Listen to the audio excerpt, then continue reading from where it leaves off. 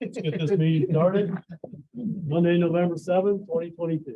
To the flag of the United States of America, and to the republic for which it is one nation, under God, indivisible, with liberty and justice for all. Waiting for Northleaf to show up. You don't have to.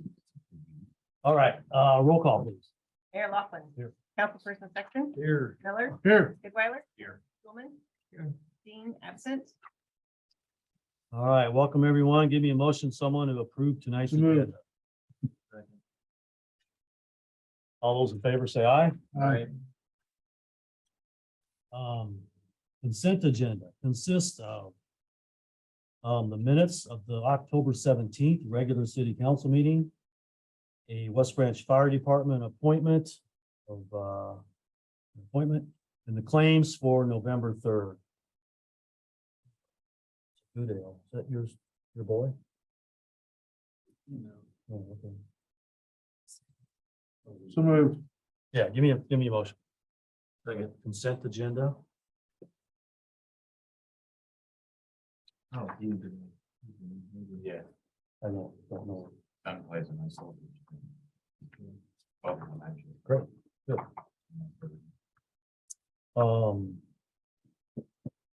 Any discussion? He's a Um, good Alex. there we go. Councilperson Miller. Yes. Sexton. Yeah. Stulman. Yeah. Goodweiler. All right, presentations, communications. Nick, you're later on in the agenda, right?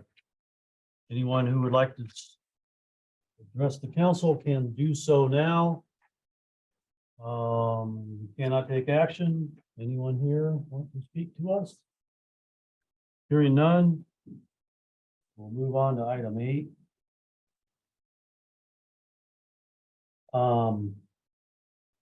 Third reading of ordinance 797. Rezoning a parcel of property located at 154 Ort Street from R1 residential district to R2 residential district. Motion, please.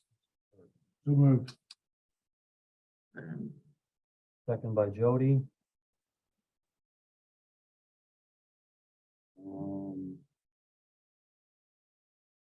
Hearing no comments, let's go on to vote then, please. Councilperson Miller. Yes. Stulman. Yes. Sexton. Yes. Goodweiler. Third reading of ordinance 798. Rezoning certain real estate located north of East Main Street and west of North 4th Street from R3 residential district to a planned unit development district. Motion, please. Second. Second. Nick. Any questions, comments? This is the triplex. Hearing none, let's vote, please. Councilperson Sexton. Yes. Goodweiler. Yes. Stulman.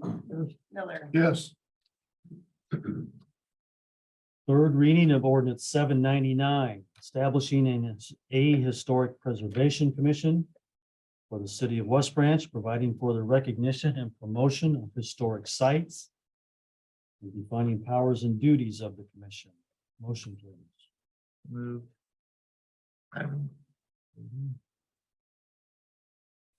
Okay, third reading, no changes. No comments from us. Go ahead, Leslie. Councilperson Sexton. Yes. Stulman. Yes. Goodweiler. Yeah. Miller. Yes. All right, first reading of an ordinance 800. Providing that general property taxes levied and collected on certain lots in the Meadows, Part 4A and Part 4B, be paid to a special fund for payments on loans in connection to the West Branch urban renewal area. Motion. So moved. I'll second. We did this last year, but the list is a little longer now. There'll be another one next year for sure. Until it gets all built out, we make sure we get the whole shebang on each one. Get the developer paid off faster than we get the rest of them. Okay. Any other comments? Go ahead, Leslie. Councilperson Miller, Yes. Sexton, Yes. Goodweiler? Yeah. Stulman? Okay, the next two items are roundabout related. Resolution 22-98. Approving a partial acquisition agreement with KLM. KLM Investments LLC. Motion, please. So moved. Second, Nick? Okay, Can we get, can we get a little bit of an explanation on that? Dave Scheckender would probably be the best for that. Yep.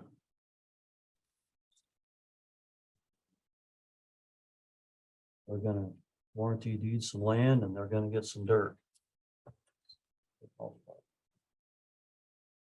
As part of the discussion with them, we are looking at acquiring some additional right of way along Main Street and also in exchange for the easement that we're looking at on the north side to be able to dispose of the material from roundabout project.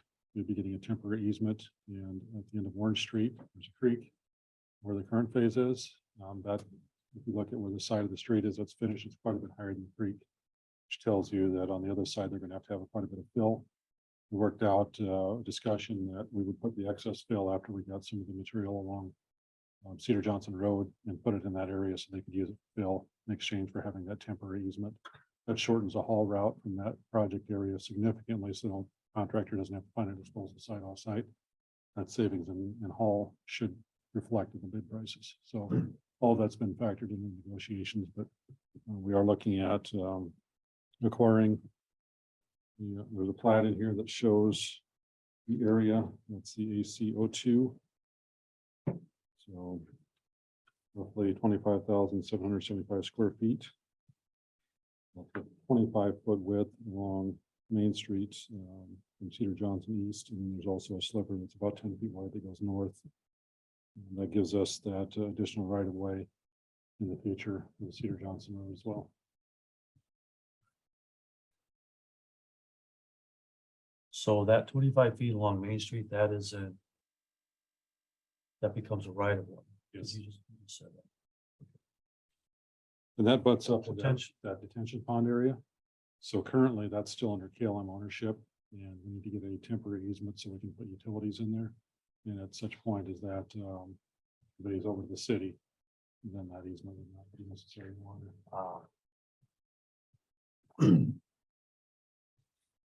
So the big gray area is where the dirt's gonna go, the 40 to 10 acres. Yes, That one.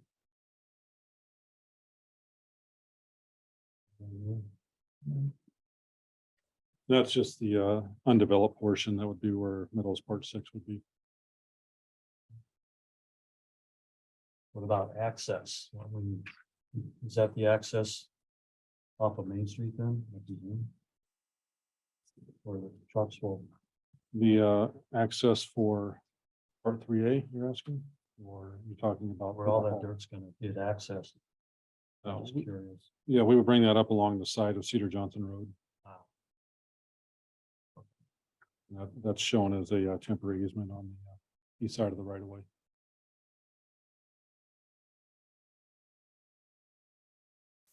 Okay, So there won't be access off of Main. Is that what you said? That's on Cedar Johnson? So I think we're talking about a couple of different things. The access to Oh. Meadows 3A would come off of Cedar Johnson. There would not be an access off Main, but the haul route to haul the material that's what I was It's asking. gonna, is what he's asking for. We just run it on the portion of Cedar Johnson that's under construction. They would drive on that, and they would go off to the east side and follow along the roadway.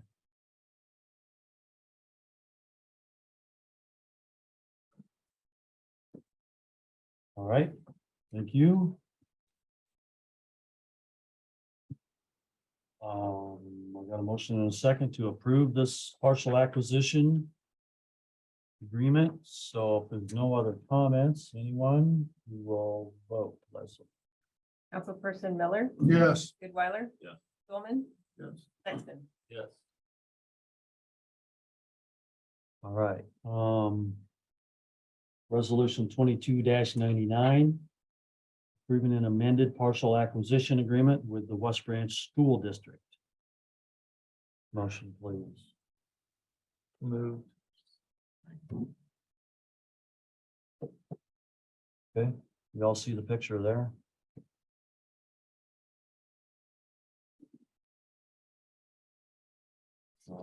Any comments? Okay.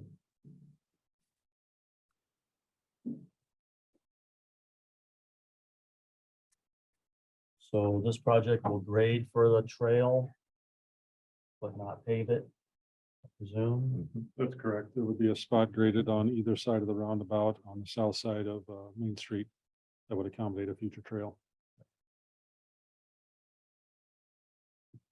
Do we determine if this, if there was ever a trail put in there, who was gonna maintain the trail? We decide that, is that part of it? No, this is, the sidewalk on, it's just like, they're just like any other property owner. The trail put on their sidewalk. They will have to maintain it. Treat them like we treat our home. They do all the other side. I mean, they do all their other sidewalks on their other buildings too, so no different than that.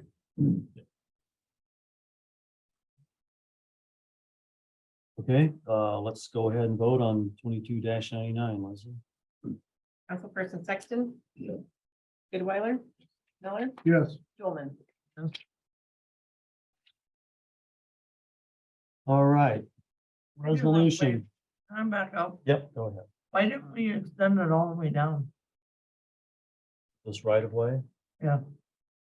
All the way, It's not part of the project. I don't Oh, think we were gonna okay. get into that we only did can it. of worms. Okay, Yeah, all right. Yeah, the end of the roundabout We end. will eventually. eventually. Yeah. All right, Baby steps. All right, resolution 22-100, setting a date for a public hearing of the intent to vacate Birdie Drive and to dispose of the city's interest in Birdie Drive. Motion to set a date. Is So moved. second. that the next meeting? Yes, I didn't even put the tap that close. yeah. Okay. Okay. We'll get into the worms of that, so let's go ahead and vote on the date setting, Leslie. Councilperson Miller, Yes. Stulman, Yes, Goodweiler, Sexton. Yes. Resolution 22-101, approving an amended utility relocation agreement with the Iowa Department of Transportation. Motion, please. Moved. Get that, Nick? I don't remember passing this the first time, but I guess we must have. It was in February. Is this the one where the wording was? Was incorrect. Yes, And why was it even being thrown about there in emails? If we'd already agreed to it. because there's two projects. So the first one you guys approved, the first relocation you guys approved. I don't know if that was February, but this That was is the way long second, ago. this is Okay. the second project. This is the underpass. This one. Which we've never done this, we've never approved this one, Correct. this agreement. Correct. Right, gotcha. the, They're famous back. First one was the water relocation. this is down by the treatment. Yes. or the- Force mains underneath the sewer. We approved that with the fence and, Well, we approved what the trail viaduct thing was gonna look like. oh, Yeah, We still gotta move the stuff. which will probably be different now. Yeah, I suppose. Oh, I'm curious, who's doing the design work now? Are you doing it? Are they- There are two components to this agreement. The first one is the box culvert, and DOT is doing the design and construction of that. There's also the utility relocations, which we attempted to bid, but they told us to put on hold because they were going back and redoing some design work. They had initially thought that they could just put fill underneath of that on top of the box culvert, but the settlement was going to have down drag on the piers, which would cause the existing interstate to settle slightly. So they attempted to put in some foam blocks in order to reduce the weight. And they figured there were some problems with that as well, so they are on their third option. So that's on hold right now, but we're designing the utility relocation, had a design for a while. We just need to make sure that whatever design they come up with, that where we have the utilities is not in the way of their final plan, which is why they don't want us to bid it yet. So we're waiting for go, and then we'll put that out to bid, but the box culvert is being designed as part of the roadway improvements by DOT. Are your designs going, are they changing? Only if their design changes enough that our pipes are going to be in the way of what they designed. So they would like to get their design finalized, which is an iterative process at this point. They're still gonna make it big enough to get a pickup down though, right? Yes. 12 feet wide? Won't get a fire truck under it, but. Do that. The whole band will get it. That's- Okay. Or, you know, Yeah. not the rescue truck. I thought it was going to be 12 feet wide. Which would fit a fire The truck. original, Height weight. the pickup rescue truck, Oh, not the heavy rescue Okay. truck. All right. So. How quick did the money come for the other one? I mean, this project here is going to be considerably more money than the other relocation.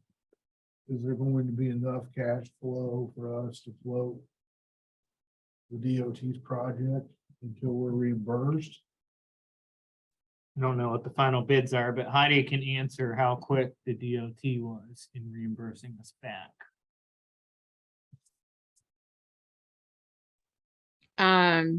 They reimburse us pretty quickly, Colton. I usually, once I get invoices, and especially if they're of a bigger amount, if I submit them by Wednesday of the week, I get them, that Friday.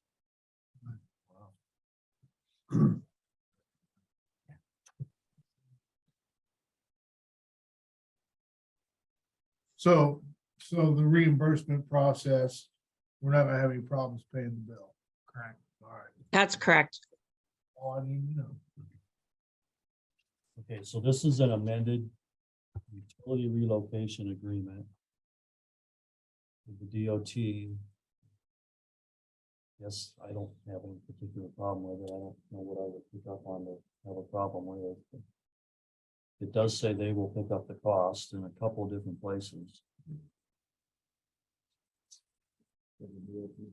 All costs Yeah, related to this project. and it says it again later on too, so that made me feel better. Have you read this, As Kevin? as opposed, Yes. Yeah, I wrote the reso, so I read the thing. Is Yes, it all good? it's all good. okay, let's vote then, Leslie. Councilperson Miller, Yes. Goodweiler, Sexton, Yes. Stulman. Yeah. All right, resolution 22-102. Yeah, approving an indemnification agreement with BBCO. Motion, please. Move. Second. This basically allows them to get on the property and do their thing before they actually own it.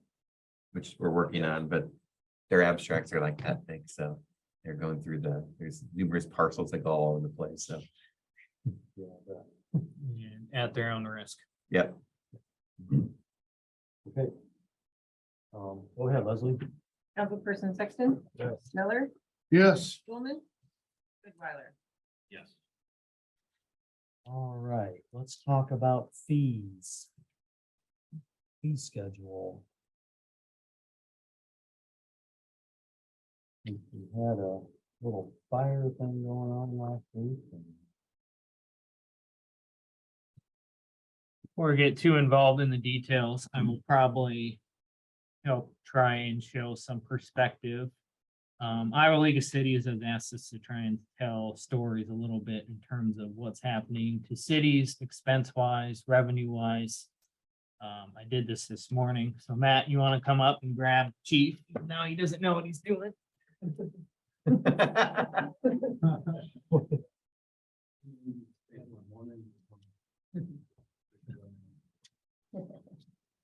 What are we Don't make doing? him- What are we doing? Don't say, don't make him do that or anything. So they're measuring out 15 feet. That 15 feet is supposed to, we would have done 30 feet. This wouldn't fit. So we tried this morning, but essentially. Most of the services that Matt and his department do are increasing by 30%. And what does that mean for the city? Well, if you want to just let go of that, chief, and stay where you're at, I'm going to show you how much revenue Matt is going to get next year and the next year and the next year until he hits that mark. Assuming that costs don't go up and they stay where they're at today, this is how long it's going to take for us to catch up. Do 6 inches. That is a 1% increase in Matt's budget next year. Let's assume that compounds. So do 7 more on top of that. Then 8. Then 9, then 10. That's 6% compounding, 1%, 1%. 1.1% basically each year. So if we do that and we keep doing it, it'll take us, when you go all the way out, it'll take us 15 years to catch up.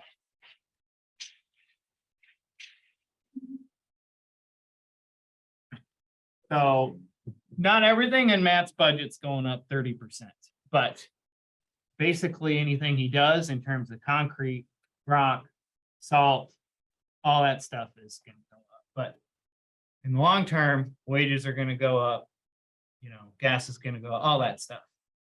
So I guess my point is, Matt, what are you doing this year to save us money on salt? We're using mixed or treated salt, so we went to about 1/4 of our salt, or 1/5 of our salt can be treated, we're gonna mix that with untreated salt. 'Cause well, it's got a treatment that makes it go to a lower temperature and it makes so it doesn't form. So instead of sticking with that, because that's about, the price of that went from 115 or so a ton up to 150 plus a ton. Solve itself. Well, straight salt is somewhere around 80 or 83. So the problem with straight salt is bad. And you end up in the back of the truck. And as soon as it gets wet, it starts pumping. So that's kind of why we do that. So we did that. Did buy paint on last year's budget, but it's cheaper. Kind of the same thing. We're trying to buy stuff when we can. If we make decent deal on it. But yeah, the salt's a big one that we cut back to. What's the drawback to what you're doing now? With the salt especially, is the time that we'll spend or having a truck that's plugged up and we have to dump the truck. and then get it cleared. So, Which happens, anytime that salt gets wet and you pull back in the shop and park it, so we have to empty our truck every time we pull back in the shop. It will sit for even a little bit of time. That's the main thing, or it builds up chunks and then shoots one out and hits a car, and instead of being a piece of salt that big, it's a piece of salt that big. And when do you normally buy salt, ideally? Right. I mean, we do like a contract earlier in the year, late July, August.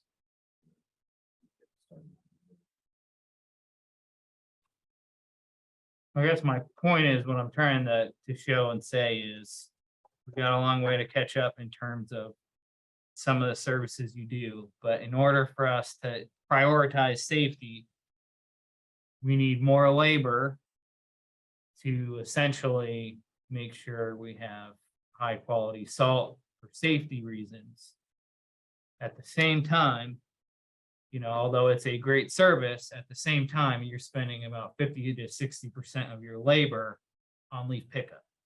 So I'm not saying it isn't a good program, but what I am saying, what we're running up against is, if we don't start capturing the cost of some of our programs we're doing, then we're gonna have to say, you know, we're not doing them, or we're not doing them very often. I guess that's my point to tell council. It's up to you guys to tell me how important these programs are, and if they're worth saving, keeping, like, If we have to save it and keep it, then we have to capture the cost. That is just the current situation we're in. Next meeting, I'll try and tell a bigger story in terms of, it's not just inflation bothering us. You guys know there's a lot of state changes going on. There's mandates coming down on us with the lead service. There's a whole bunch of financial reporting that's hitting Leslie and Heidi right now that they have less time. So there's just a lot of things going on, but I'm trying to hopefully simplify a little bit what's going on and why I'm picking on this, not because essentially I don't like the program. It's just you're a year behind on some work orders. There's trees that, you know, hypothetically could fall on somebody's house that we're behind on. And we're picking up, you know, leaves 3 times a week. So, and I'm not saying it isn't a good program. It's very popular. We just need to think about, you know, from your leadership, if it is that popular and that important, then we need to consider charging. Have we always been 3 times a week? Yeah, as long as I've been here. at least. Really? I always thought it was on Mondays. Monday. Monday's brush. Wednesday. Monday, when? The brush pickup. Oh. That's Mondays, I believe. Yeah, maybe another weekday, I'm not sure, but We just do a Monday. that should cut way down when you get a brush pile, I would think. Yeah, because it probably doubled when we had to close the brush pile. But everybody's bagging it, which makes it actually take less time than it was taking before when people weren't doing what they're supposed to. So, That's what I brought to you guys today. It's just a sample. It's not a perfect of what everything costs. Even your brush pickup, you could probably add another 8,000 a year to ship all the wood that we get. But I just wanted to provide you guys some examples, and I kind of wanted some of your initial gut reactions and what to do. How do other towns do it? I mean, the other day on my way home from work, the other morning, West Liberty had their leaf back out, one guy driving, one guy working the chute, and 2 guys on rakes. Iowa City rakes them in. They have a crew raking them in. How do you have 4 people? I would, Even was 7 in West 71 day. They had like 3 trucks behind and they had like 5 guys right. only Matt can answer, but I can just answer that most cities, they don't have a leaf vac, or they do it once or twice, or they pay Johnson County Refuse to do it, or do their brush pickup. City of Coralville, where I even asked Heidi what they do, they gotta put it in a bag, pay for the bag, which pays for the city worker service to do it. No leaf back. See, and that, to me, that would be the ultimate way to go if you're gonna continue the program and insist on charging. That way, people that are using the service are the ones that are paying for the service. Put the leaves in a bag. What Solon did. They have a leaf. truck. They have a leaf charge pack. for it or? Not sure they do actually. Just curious. I know they have a truck. Obviously big and not just an orange, so.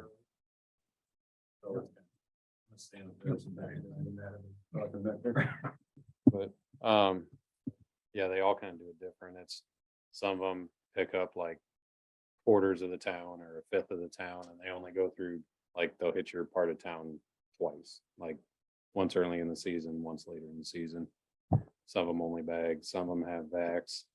Some don't have vacs at all. I think Macokota might be one that they don't vac it. They have in like a big rake and they put it in a, like a silage bin.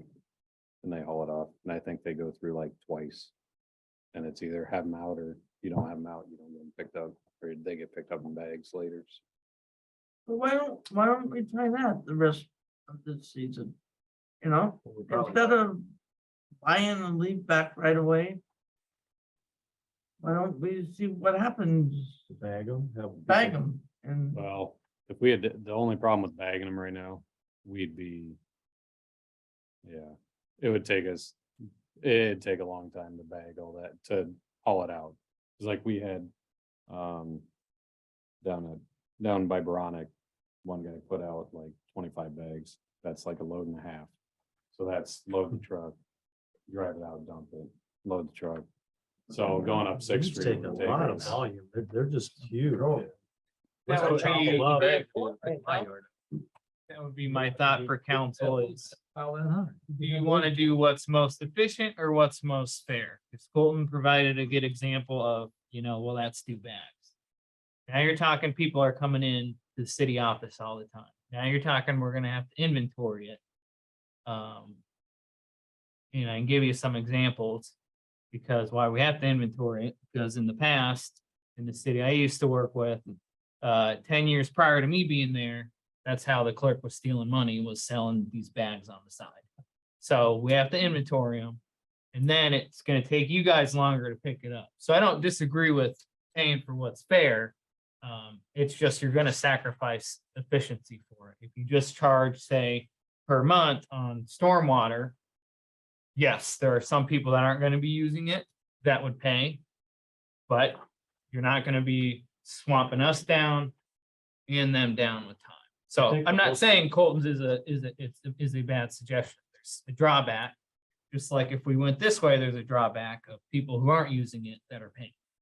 So that's where you guys have to. One of my suggestions would be we cut back on how many times we pick it up. Reason being is because if you're doing it 3 times a week, you're covering every street in this town 3 times a week. Mhm. If you do it once, you're covering every street 1 time. Mhm. If you don't get it done on one day, you do it the next day, but you start from where you ended the day before and finish it out. Mhm. Then you're And done. that's actually what Solon does. They start on Monday, they go through town. When they're done for the week. So even if they do it 6 weeks like we do it, That gives they're most, done after that gives one. most people, if they one want pass their through. leaves picked up, they pick them up on the weekend, they put them on the curb, you pick them up on Monday, they're gone. Mhm. I thought that, I honestly did think that's what it was. Till I kept hearing this year, Monday, Wednesday and Friday, I'm like. That's why I asked. I mean, we got another year, basically. We gotta pick up leaves now. We got another year. We can also look at it and see what other towns are doing and come up with something for next year and have it I'm- figured out by then. I would like whatever's most efficient Yeah. for the workers. Bags, picking up bags in the office is terribly inefficient for you guys And and you guys and you. Seems like an inefficient process. Putting bags and leaves in a bag this big. They're not doing that. I know, but the homeowner is still the inefficient. drawback So to the how bags much is does it but- cost It's so efficient to suck them up in a big giant have a vacuum. contractor come in and do it? Pick up We'd the have bag. to do that research. I'm just giving you samples and examples. to I feel you guarantee guys it out. won't be cheaper. And they would probably come out, they would probably just same thing. How do you know who's using the service and not? You're either gonna do bags or you're gonna charge a monthly. My leaves, whatever goes in the storm sewer, and plugs it up. My storm sewer is plugged up regardless of where I live. Still my problem. I have 1 tree in my entire yard.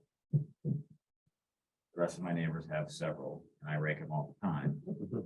Should I make them come over and break my yard? Not my leaves. They still go in my yard, so it's still my problem. So regardless of where the leaves go, they go in a storm sewer, it's everybody's problem. My opinion. Not saying I advocate for charging for it. I think we should shrink it down first. And if it's still struggling, then yeah, maybe it is a stormwater fee. I mean, giving away $100,000 a year at least. That doesn't include all the maintenance we incur on everything. Now, we've been raising everything, but also haven't been raising anything and charging anybody in this town for 20 years. Sucks to have to tell people you're gonna have to pony up, and that's the way it is. If we get to that point. we I wanna wouldn't break be even. opposed to a fee of stormwater. I mean, if we go down to once a week, that fee should not have to be that low. 3 times a week, yeah, I mean, that's $26,000. It doesn't have, and realistically, if you're paying for half of that over an entire 52-week year, compared to doing it for 6 weeks, that charge is, that would be like 10 cents. Bill.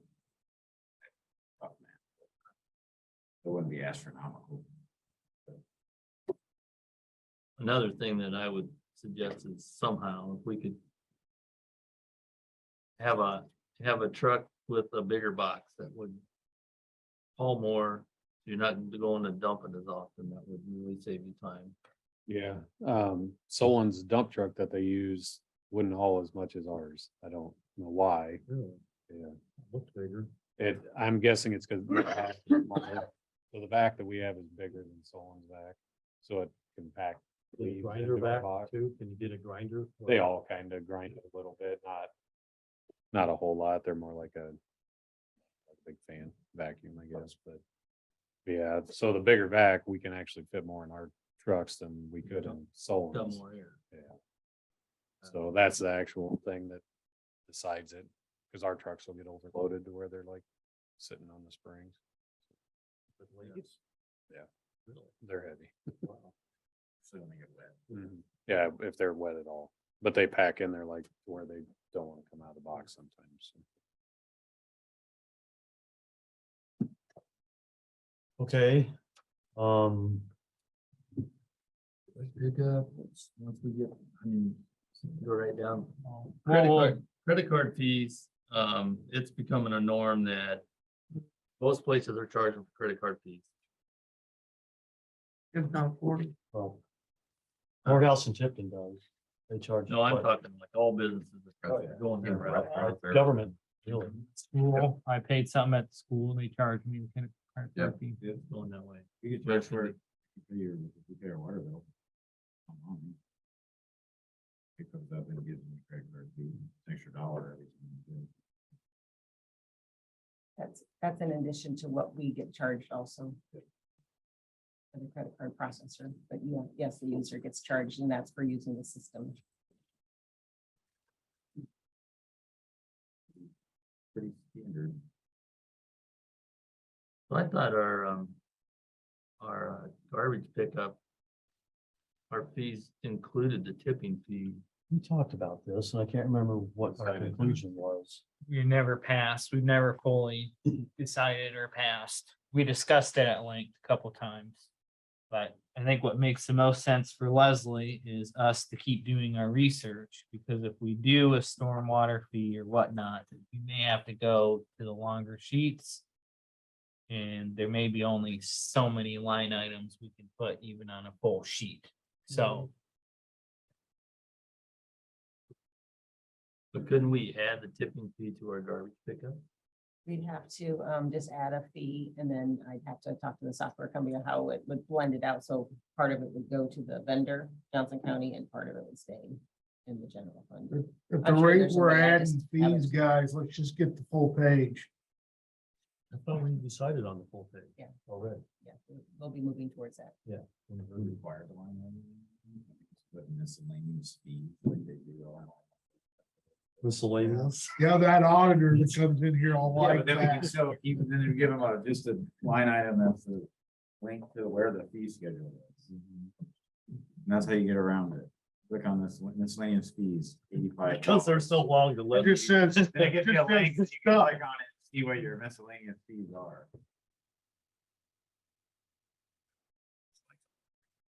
I think for us to have a clear picture on the bill, we're gonna have to research it and bring it to you guys.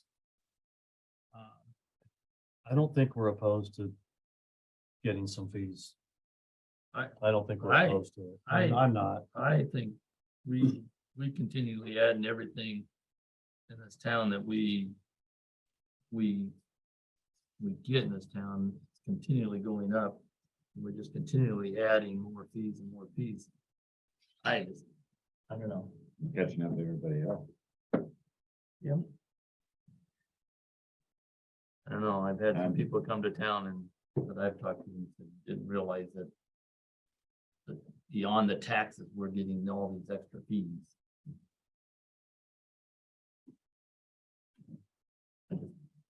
I'm afraid that if that continues, people will go, well, I'm not moving West Branch. All these extra charges. They add up. Maybe some of these, So to cover just- this, we just need to maybe provide some of these. Yeah, that's the other option. Either don't provide it Or- more fees. not so much fees. It's taxes. That's the other option. People don't know. they have I don't fees. wanna do it, but That's where it makes it harder, because that's where we're extremely constricted. It's how we raise taxes. We can't, we're already at the cap in terms of what we can charge on the general fund that pays for, whatever, that's where you have the most flexibility. Generally, that goes to police, fire, city hall, library, parks and rec, but outside of that, unless it's a project or it's liability or it's benefits, we cannot raise tax, not even on police. Oh, no, You can't just levy for general service. correct. What you're saying. The state will not the allow. road salt and that's safety. That's part of them line items. We're gonna do that next. There'll be a road plow fee. I mean, He's gonna print that. He's gonna print what you just said. well, I mean, ain't that where we're getting, isn't that what we're getting to? I mean, No, I guess my question is we have these employees. And if they weren't doing leaves, they would say it did go away, well, then what would they do? I mean, we're paying them anyway. It's not like we're hiring people specifically to do these leaves. They're on the staff, they're collecting the paycheck anyway, they're gonna work their 40 hours that week. So what else would they be doing if they're not doing leaves? I mean, so it's not really fair to say all of that expense goes to leaves, because we were gonna be paying them anyway. And then what were they doing if they're not doing leaves? And how were we recouping our money from that? How are we gonna pay for that project that they wouldn't be working on? I can tell you for sure, there are several residents that would be happy if we were starting to trim down those trees that are hanging over their houses. And I can tell you that, yes, there are many items that we are longer than a year out on work order items. Because it's not as big of a priority as something, like a storm sewer or something like that that needs repair. an inlet. Inlet, yeah. It could be, yes, certain things that are washing into their street due to the fact that we've overlaid the same street 6 times, so now there's no curb and gutter. We're running into that on Main Street. Several hundred of items. I can't spitball Matt's entire department, with that question, but there is no doubt that we would be doing something else, and we would be catching up to the people that have literally called us multiple times and we haven't done anything.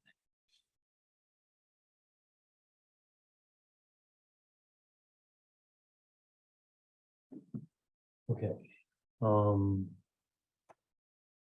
Anything else on that? No. Are we undercharging for cemetery plots? Based on the initial research we did, but that's just a sample of what we're gonna try and do, just so you guys can. If you'll remember, in 2018, we did that same exercise. We went through the schedule fees and, reviewed them, pulled some that were in the code and put them on the schedule fees so that they were more visible, And- more transparent. We're gonna do the same thing again. It's been now 4 years, so, we need to really look at all the other services that we do provide. Is there anything that we're, cheaper on? Cemetery fees is one of them. Sometimes some of the plating fees, subdivision fees, that we're a little low on that in some of the areas too. So we'll look at everything and then we'll bring back the document for you to look at. Some things will be code changes because they have to be in the code. But if they go in the code, they'll also go on the schedule fees, just for transparency. Okay. All right, let's move on. Thank you. City administrator, anything else? Just. I think, is the library way down? Okay. We've just done strategic planning. We'll discuss that more next meeting. Kevin? Nope. Dave? Yeah, just a few things to update. Wastewater plant, they had hauled sludge out of the first lagoon. They should be gearing up to haul out of the second lagoon shortly. We got a pretty big shipment of fittings in today, so they should be able to get moving on that. We have the Herbert Hoover roundabout coming up, December letting is what's planned. Should be seeing final set of plans here probably this week on that project, and I'll get those over. I know we had sent some preliminaries, but try to get that finalized. Utilities, now that we have the right-of-way agreements signed or approved tonight, should be able to start relocating in those areas as soon as we get that filed. The creek widening project, we provided some supplemental information, impact 7G late last week that they had requested. Hopefully have that concept wrapped up and be able to get something to present shortly on that. And get easements started on the remaining properties once we have that finalized. And then the east side water main, we continue to work on the design. Should have the preliminary design done in a few weeks here that we can start to talk about cost on first phase and decide if we want to continue with all those or if we want to shift some of it into second phase. So Right. That's what I have. Any questions? Yes. Herbert Hoover opening back up. Get a week on it and then close it right back up. We should have a whole winter on it. I know, that's why I was asking. We were looking at- Seems like a week though. Until we dry. They started pouring the replacement today. Yeah, $366,000 a day. Well, they had it all hauled out by Saturday. Yeah, no. Breaks up pretty easy when it's 2 days old. Not Yeah. fully, fully set yet, yeah. Out for the interstate. Did they? Yeah, they To the- stockpiled To it. the at- plant? No, they stockpiled it out there by the Oh, that. bridge. Yeah. Oh. that We're flag gonna put river. the toll booths in. For the bridge? No, for the interstate. All right, city staff, Melissa's not here, so either of you two, and then we'll do Nick. Just leaves again. So someone let us use their leaf back last week. So we used that, and Mount Vernon let us borrow their extra one for the rest of the season. So we'll have that through, beginning of December. But so I just wanted to thank both of them publicly so they know that, yeah, we appreciate it. So. Is our insurance take off on theirs in case we burn theirs up too?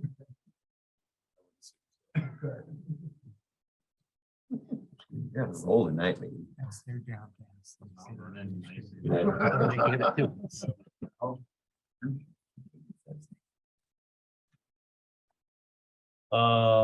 That leaves you, Nick. You're up. Library report.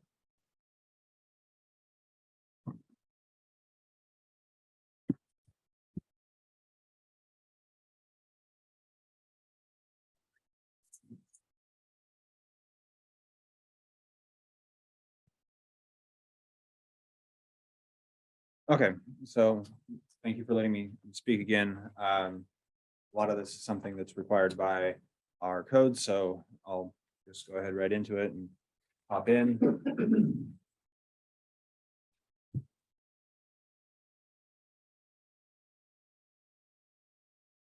Second.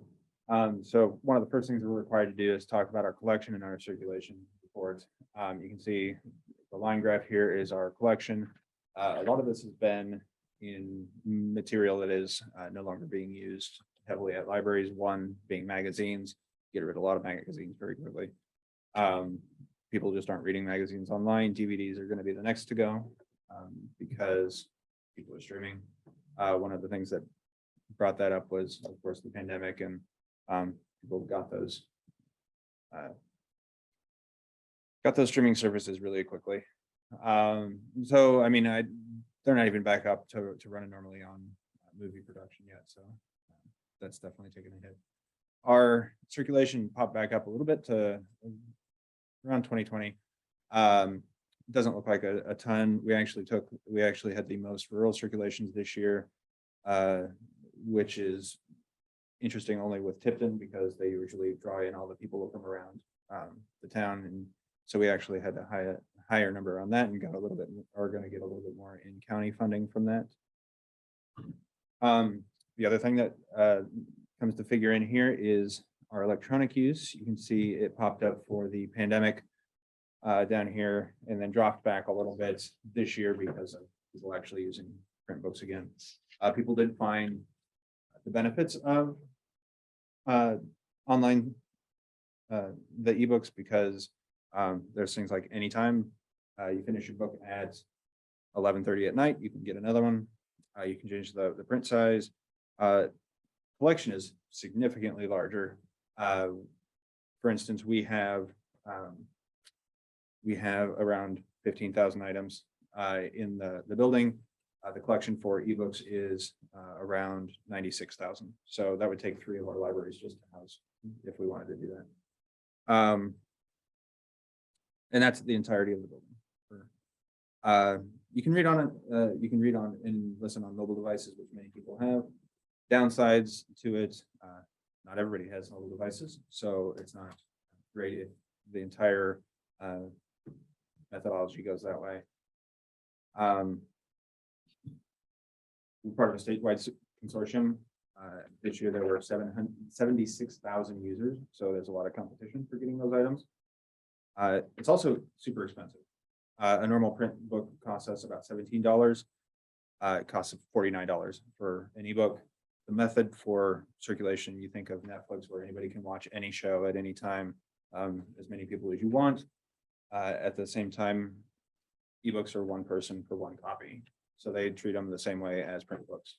So we have to buy a copy for every item, for everyone that circulates. So, as an example, West Branch. Hey Becky, could you actually move the video? Are ebooks costlier to produce? No, they're just extra Way charge. cheap. Yes, they should be, but they're not. That question I asked you on Friday about why can't it be like Netflix? I was just gonna ask the same. Because book publishers don't want that. They would rather sell the same copy to somebody for $10 over and over and over again without libraries lending them out.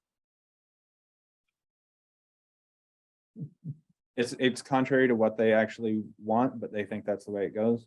Libraries introduce people to a lot of different authors and a lot of different things that they wouldn't normally partake in. So they're actually kind of shooting themselves in the foot as they tried to do with books, but didn't. I mean, it's hard to limit who's buying what book at one time, so that didn't really work for me. So as of this morning, there were 468 total items on reserve for West Branch users alone.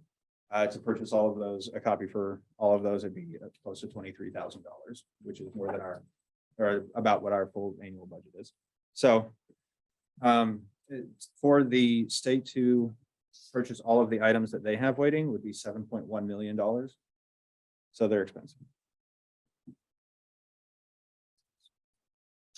Because I want them to.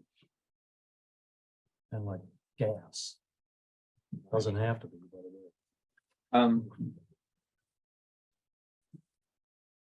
It's because publishers probably were Monopoly on We're that a business? little bit smarter than say like your movies where all of a sudden it took off. Publishers protected how many copies can go out electronically.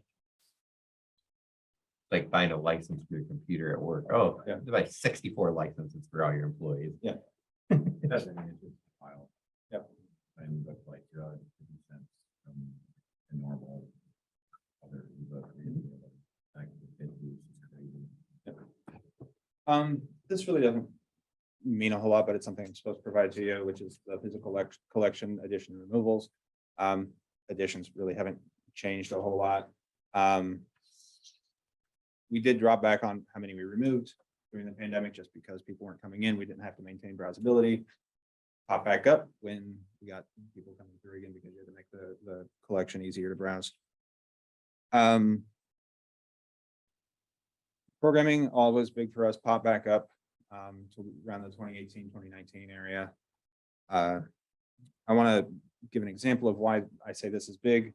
In Iowa, libraries are sorted by by size range of the community they serve.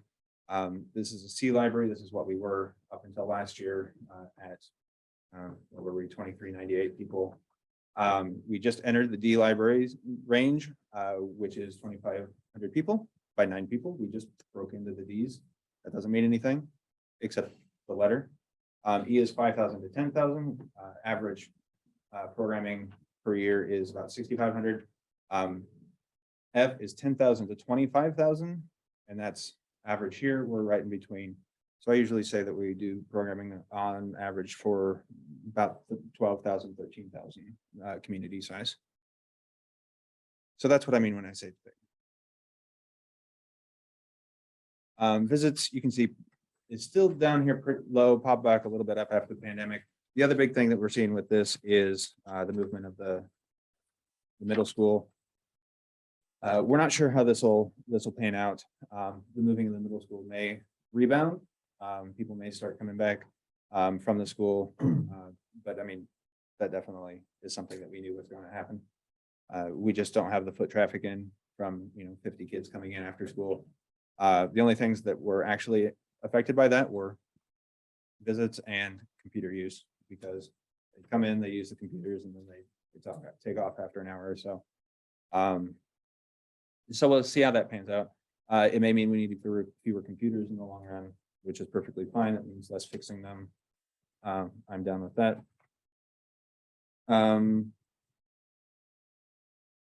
Income, again, not a whole lot here that's interesting. We are a city department, so most of that comes here. We did have 5,000 extra from the state that we're not going to see again. That was ARPA funding that we got the book bike from. Expenditures, as normal, most of it is staff. Building upkeep, we actually had a couple big ones in here. One is the book bike, just because I didn't have anything else to put it in. So that's $5,000. We had 10,000 in here from repairing one of the 3 automatic door openers. They're expensive. And the building's just getting older. This doesn't include the stairs yet. That'll be this fiscal year, so that's not in here. Collections, you can see we have really dropped back basically in magazines and DVDs, just because they're not being used as much. There's not a whole lot extra that's interesting in here.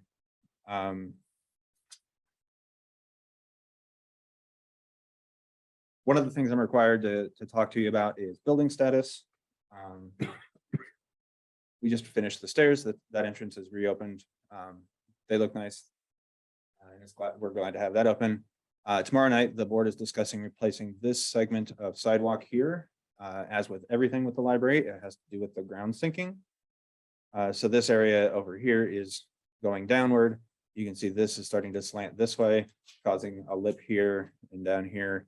It actually snagged one of the little snow plows that does the sidewalk, which caused some more pop up here.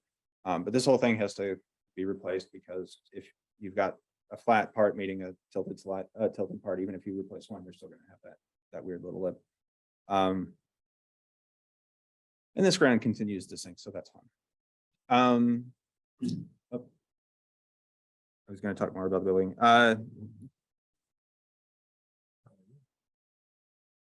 What's that? Why the building isn't sinking? Because it's on a. We've got our fingers crossed. It's not something that we've yeah, it's not something that we've Maybe it was. Maybe the stairs were right where they were supposed to be. Everything else moved.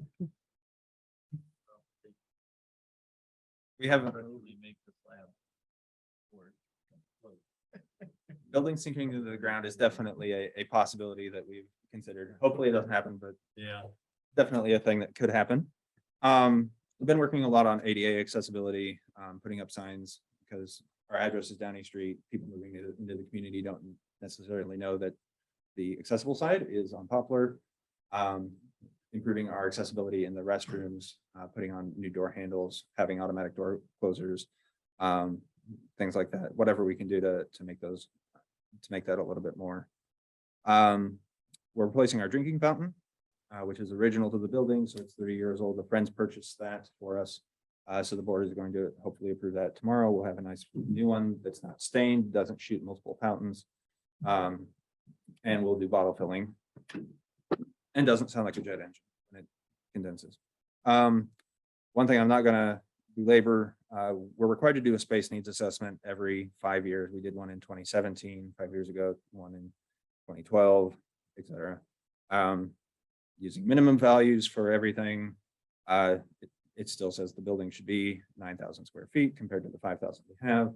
Using optimum values, it should be about 13,500. So an average is 11,000 to 12,000 square feet. I don't expect that to change, but I'm at least going to tell you that that's what the numbers say. We did an extensive one in 2012 and it was the same range. So nothing new there. Building is 30 years old, so we're going to have, just continued wear and tear on that. What's upcoming?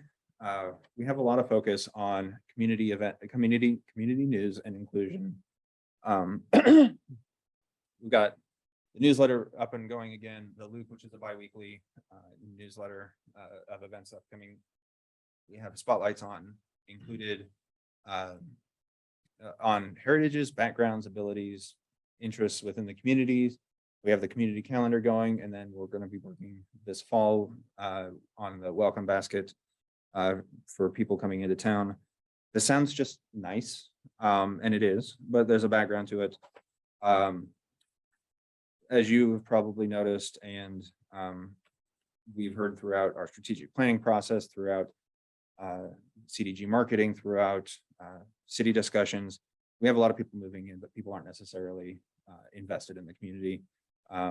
So we're really wanting to have people feel welcome and feel involved right from the start. So that's what we're trying to do here. People are concerned from our strategic plan that they love what we have here, but are concerned that there's just going to be a bunch of people living in the same area, and that's what West Branch is going to be. So the first main point I want you to take away from the presentation, you'll probably not remember stats and the graphs past tonight. Other than like programs big, building small, whatever. Is that modern libraries try and build communities, and this is a quote from the guy who actually wrote the book on modern librarianship. Bad libraries build collections, good libraries build services, great libraries build communities. And so that's what the first thing I want you to remember from tonight is libraries build communities, and that's what we're trying to do. Why libraries? Because who else is going to try and bring everybody together? We want everybody to succeed. We want to bring all of these different entities that we have in town together and get all their information out and connect them with the people who are interested in what they do.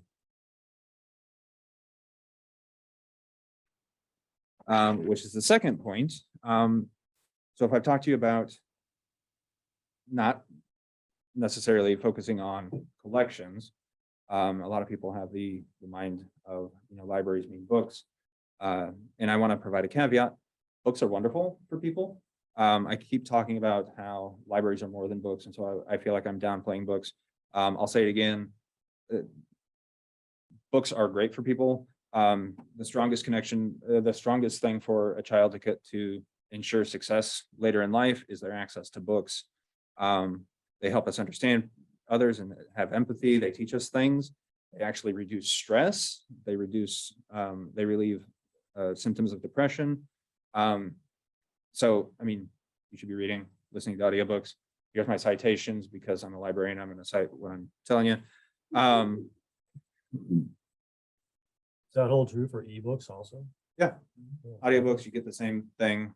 Like they're great for people. So what I want you to, the second thing is, we're one of the last places you can go without the expectation of spending money. We want people to know that there's a place that they can go when they don't know where else to go. If we don't have an answer for you, we can connect you with the people that do. That again goes back to collecting all that community information. We want to be able to get you to whoever you need. We're becoming a place where families bring kids. I'll tell you, a January afternoon, -10 degrees, you've been stuck in the house for a month. Library is a great place to bring kids and interact as a family. Toys, early learning computer when it's working, broke. Again, STEM kits, coloring, I mean, anything you want to do with kids and learning, we have tons of stuff there. And it's great to bring kids there. But of course, it's not going to do the foot traffic of 50 middle schoolers and their siblings every day. So the door count's still not going to do that. We're seeing a lot of people come in for office work. Copy, print, fax thing is actually more used than it has been in the past. Forms still need to be faxed for medical, for government, for what's the other one? Medical, government. Anyway, there's a lot of agencies that still use fax machines. We don't know why, we don't approve of that, but they still do. And people don't want to copy or print 50 copies at home. You know, ink's expensive. Some of the printing software, the new printing software is awful.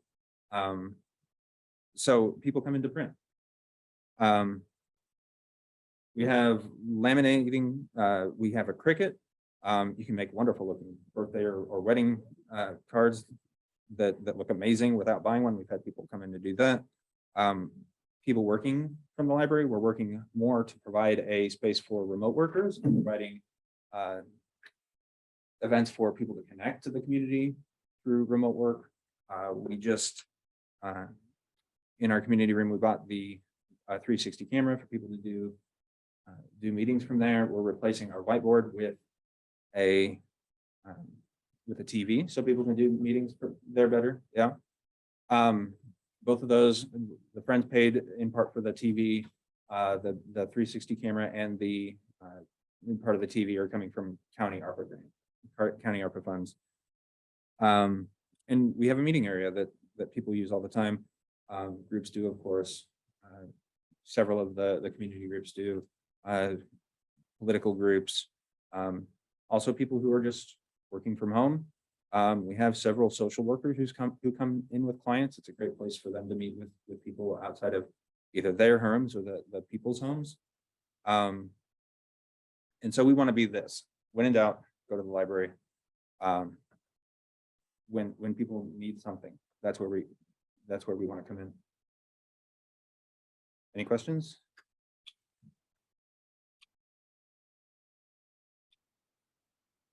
I think you need to promote the library more. We're trying.